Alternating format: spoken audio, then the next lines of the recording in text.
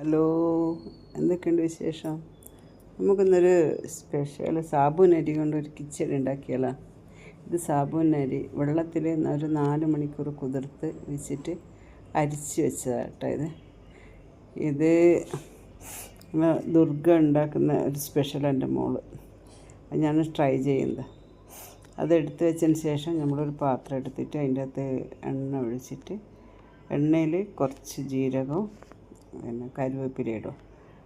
പിന്നെ കുറച്ച് ഉരുളക്കിഴങ്ങ് ചെറുതായിട്ട് കട്ട് ചെയ്തിട്ട് ഉരുളക്കിഴങ്ങ് ഇടുക.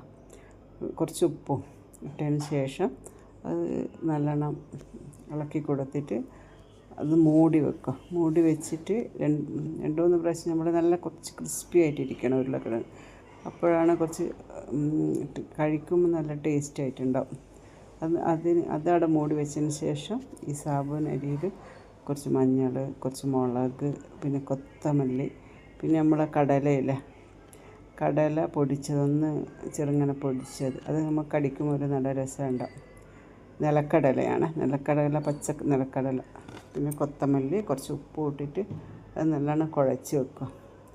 അതിന് ശേഷം നമ്മൾ ഇത് 1-2 പ്രാവശ്യം ഈ ഉരുളക്കിഴങ്ങ് വെന്തിനെ നോക്കിയിട്ട് നല്ലോണം വെന്ത ഉരുളക്കിഴങ്ങിലേക്ക് നമ്മൾ ഈ അരി എടുത്തിട്ട് ഈ ഉരുളക്കിഴങ്ങിലേക്ക് ഇടുക.